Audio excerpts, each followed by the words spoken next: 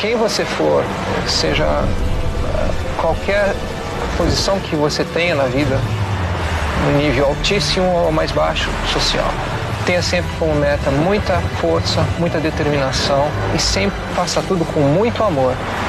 e com muita fé em Deus, que um dia você chega lá, de alguma maneira você chega lá.